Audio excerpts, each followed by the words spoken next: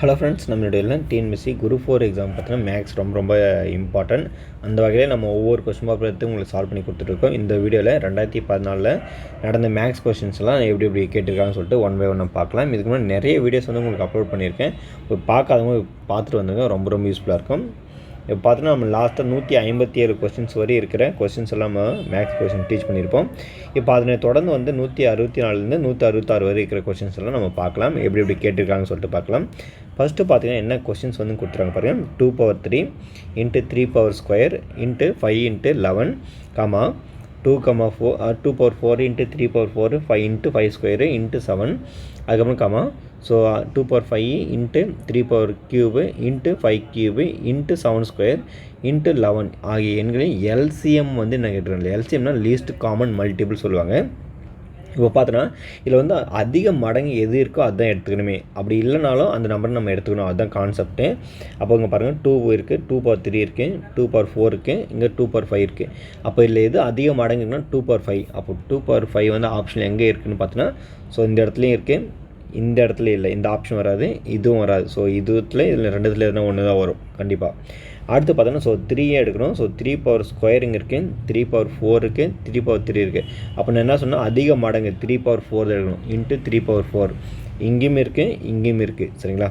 So அடுத்து பார்த்தோன்னா so 5 எடுக்கிறேன். 5 இங்கே 1 தான் இருக்குது, இங்கே 2 இருக்குது, இங்கே 5 3 இருக்குது. அப்போ 5/3, அப்போ 5/3 தான் வரும். ஸோ அப்போது இந்த இடத்துல இதுவும் இருக்குது.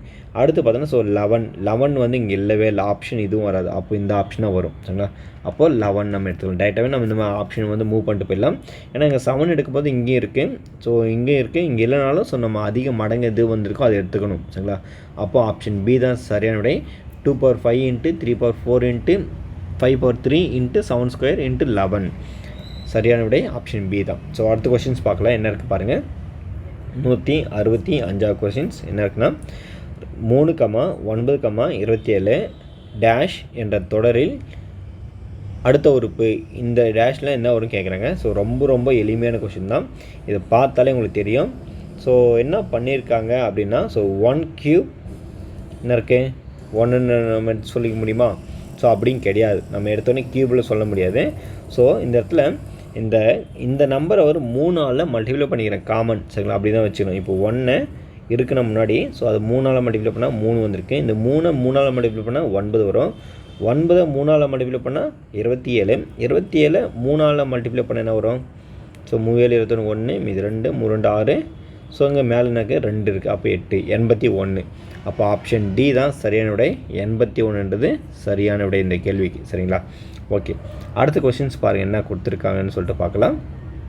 ஸோ 166 கொஸ்டின்ஸ் என்ன இருக்குது பாருங்கள். ரொம்ப எளிமையான ஒரு கொஸ்டின் தான்.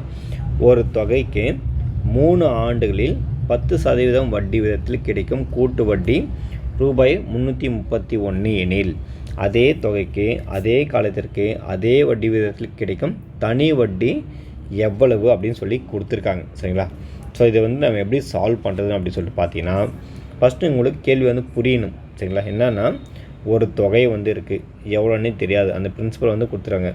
3 ஆண்டுகளில் 10% அப்படி இருக்குது. 3 ஆண்டுகளில் 10% வட்டி விதத்தில் கிடைக்கும் கூட்டு வட்டி எவ்வளோன்னா 331 ரூபாய் மட்டும்தான். எனில் அதே தொகைக்கு அதே காலத்திற்கு அதே வட்டி விதத்தில் கிடைக்கும் தனி வட்டி தான் கிடைக்கும் இந்த இடத்துல.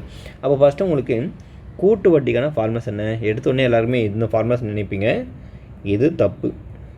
இந்த மாதிரி நீங்கள் ஃபார்முலா எழுதுனா இது தப்பு. இந்த ஃபார்முலாஸ் கிடையாது, சரிங்களா. எது கூட்டு வட்டிக்கு அதுக்கான ஃபார்முலாஸ் கிடையாது. இது வந்து பார்த்தீங்கன்னா அமௌண்ட்டுக்கான ஃபார்முலாஸ் தான் P × 1 + R/100ன்னு, சரிங்களா. அப்போ கூட்டு வட்டிக்கான ஃபார்முலாஸு அமௌண்ட்டு மைனஸ் பிரின்சிபல், சரிங்களா. இதுதான் ஃபார்முலாஸ். அப்போ அமௌண்ட்டுக்கான ஃபார்முலாஸ் என்ன? So P × 1 + R/100 (n - P). இந்த காம்பவுண்ட் இன்ட்ரெஸ்ட் என்னது? கூட்டு வட்டி கொடுத்துறாங்க 331 ரூபாய், சரிங்களா. அப்போ 331 ரூபாய். அப்புறம் பார்த்தீங்கன்னா ஸோ P என்ன இருக்குது? 1. இந்த இடத்துல P காமனாக இருக்குல்ல, so taking out of common P வெளியே எடுத்துட்டேன். அப்போ 1 + R வந்து என்ன கொடுத்துறாங்க? ஸோ 10% வட்டி. அப்போ 10/100 இந்த இடத்துல, அப்புறம் -1 இப்படின்னு வரும், சரிங்களா. 3 ஆடுகள்னு சொல்லும்போது ஸோ இந்த இடத்துல பவரில் 3 நம்ம யூஸ் பண்ணிக்கலாம், வேறு ஒன்றுமே இல்லை. பிபி மட்டும் காமனாக அவுட் ஆஃப் டேக்கின்னு வெளியே எடுத்திருக்கேன். அடுத்து பாருங்கள் 331 = இருக்குது இங்கே பி. அடுத்து வந்து நீ இங்கே சால்வ் பண்ணிங்கன்னா என்ன இருக்குது, இது ரெண்டுத்தையும் சால்வ் பண்ணும்போது இந்த 0க்கு இந்த 0 கேன்சல் ஆகிடும். So multiply 10, 10 1 11. அப்போ 11/10 3 டைம்ஸ் எழுதணுமா, எழுதிக்க வேண்டாம், 3 டைம்ஸ் எழுதிக்கலாம். இங்கே -1 இப்படி இருக்குது சரிங்களா. ஸோ அடுத்து வந்து நம்ம என்ன பண்ணலாம், ஸோ பி இதை கண்டுபிடிக்கணும். 331 பி, இது நீங்கள் எல்லாத்தையும் மல்டிப்ளை பண்ண என்ன வரும், ஸோ 1331 வரும். -1000 டிவைட் எங்கே இருக்குது, இதில் எல்லாத்தையும் மல்டிப்ளை பண்ணால் 1000. ஸோ இங்கே ஹோல் டிவைட் பை உங்களுக்கு 1000 கிடைக்கும், இப்படி கிடைக்கும். அப்போது அடுத்த ஸ்டெப்ஸில் என்ன ஆகுனா, நீங்கள் இது சால்வ் பண்ண என்ன வரும், இங்கே உங்களுக்கு 331 வரை கிடைக்குமா, அது 331 = பி. இதுலேருந்து இது கழிச்சா உங்களுக்கு என்ன இருக்கும், ஸோ 331 ரூபாய் கிடச்சிரும். இப்போ இங்கே என்ன இருக்குது, இங்கே 1000. இதுவும் கேன்சல் ஆச்சுன்னா அப்போ பியோட வேல்யூஷன் இருக்கும், இது வந்து கிராஸ் மல்டிப்ளை போச்சுன்னா ஸோ பிரின்சிபல் வந்து 1000 ரூபாய் தான் இருக்குமே சரிங்களா.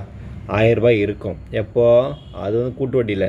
அப்போது அவங்க என்ன கேட்டாங்கன்னா தனி வட்டி எவ்வளோவும் கேட்டாங்க சரிங்களா. இதே ரேட் ஆஃப் இன்ட்ரெஸ்ட்டு அதே வருஷத்துக்கு தனி வட்டி எவ்வளோ, அப்போது 1000 ரூபாய் PNR/100 தான் ஃபார்மர்ஸ், PNR/100. அப்போ பி வந்து 1000 ரூபாய், என் வந்து 3 வருஷம், ரேட் ஆஃப் இன்ட்ரெஸ்ட்டு 10 / 100. இந்த 2 0 கேன்சல் பண்ணுங்கள். அடுத்து இந்த 0 இங்கே ஆட் பண்ணிக்கோங்க. இது பார்த்தோன்னா ஸோ 10ஓட 100 0 ஆட் மல்டிப்ளை பண்ணால் 100 × 3 ஸோ 300 ரூபாய். ஆப்ஷன் பி தான் சரியான விடை, 300 ரூபாய். அப்போ அதனோட தனி வட்டி எவ்வளோ இருக்குன்னா 300 ரூபாய் தான் கொடுத்துருக்காங்க ஆன்சரில். ஸோ சரியான விடை தான். ஸோ இந்த மாதிரி வீடியோஸ் எல்லாம் உங்களுக்கு தொடர்ந்து வேணும்னா நம்மளுடைய சேனலை வந்து மறக்காமல் சப்ஸ்கிரைப் பண்ணிக்கோங்க. இப்போ பார்த்து நம்ம குரூப் 4 எக்ஸாமுக்காக உங்களுக்கு 2012 இருந்து, அதாவது இப்போது 2012 நடந்த கொஸ்டின் பேப்பர்லேருந்து அப் டு 2024 வரை நடந்த கொஸ்டின் பேப்பர் எல்லாத்தையும் உங்களுக்கு என்ன பண்ண போகிறோம், 1 by 1 சால்வ் பண்ணி உங்களுக்கு கொடுக்க போகிறேன். ஸோ அதனால் நீங்கள் மேக்ஸுக்காகன்னு சொல்லிட்டு வேறு எங்கேயுமே போய்ட்டு எங்கேயுமே போய்ட்டு வீடியோ போய் தேட வேண்டாம். நம்மளே நிறைய வீடியோஸ் உங்களுக்காக நம்ம சால்வ் பண்ணி கொடுக்க போகிறோம். ஸோ சேனலை மறக்காமல் நீங்கள் சப்ஸ்கிரைப் பண்ணிக்கோங்க. அது மட்டும் இல்லாமல் நம்ம ஸ்டேட் லெவலில் 10 மார்க் டெஸ்ட்டு நம்ம கண்டக்ட் பண்ண போகிறோம் சரிங்களா. ஸோ அதுக்கான வீடியோஸ் வந்து சீக்கிரமாக நம்மளுடைய யூடியூப் சேனல் வந்து உங்களுக்கு அறிவிப்பு பண்ணுவோம். என்னென்ன ப்ராசஸ்ஸு எப்படியெல்லாம் நீங்கள் அப்ளை பண்ணணும், ஸோ எக்ஸாம் வந்து எப்படி நடத்துவோம்னு சொல்லிட்டு உங்களுக்கு இன்ச் பை இன்ச்சாக ஒன்று எக்ஸ்பிளைன் பண்ணி உங்களுக்கு கொடுத்துருக்கேன். ஸோ இதுக்கான வீடியோஸ் வந்து விரைவில் நம்ம அறிவிக்கப்படும். அது மட்டும் இல்லாமல் பார்த்தா உங்களுக்கு பாலிட்டிக்காக ஆர்டிகல்ஸ் வந்து ஒட்டுமொத்த ஆர்டிகல்ஸ் வந்து உங்களுக்கு நேற்று இல்லை முன்னேற்று வந்து பார்த்தீங்கன்னா ஒரு சில டேஸ்க்கு முன்னாடி வந்து உங்களுக்கு வீடியோ வந்து ப்ரொவைட் பண்ணியிருப்பேன். அதாவது பார்த்தோன்னா அந்த பாலிட்டியோடைய 395 ஆர்டிக்கல் சரிங்களா. ஸோ இந்த எல்லா ஆர்டிக்கிளும் உங்களுக்கு நான் பிடிஎஃபாக கொடுக்குறேன்னு சொல்லிட்டு நீங்கள் பார்த்துருப்பீங்க. ஸோ முடிஞ்சளவுக்கு அந்த ஆர்டிகல்ஸும் நீங்கள் வாங்கி என்ன படிக்கலாம், ரொம்ப யூஸ்ஃபுல்லாக இருக்கும். ஏன்னா நம்ம ஆர்டிகல்னு கேட்கும்போது கண்டிப்பாக ஒரு கொஷின்ஸ் வரும், அதை தவறுதெல்லாம் எப்பயுமே நம்ம தப்பாக பண்ணிட்டு வருவோம். இனி இதுக்கு மேலே அந்த மாதிரி கொஷின்ஸ் வந்து வரும்போது நீங்கள் ஈஸியாக ஆன்சர் பண்ணுறதுக்காக அந்த பாலிட்டி பிடிஎஃப் வந்து ரொம்ப யூஸ்ஃபுல்லாக இருக்கும்.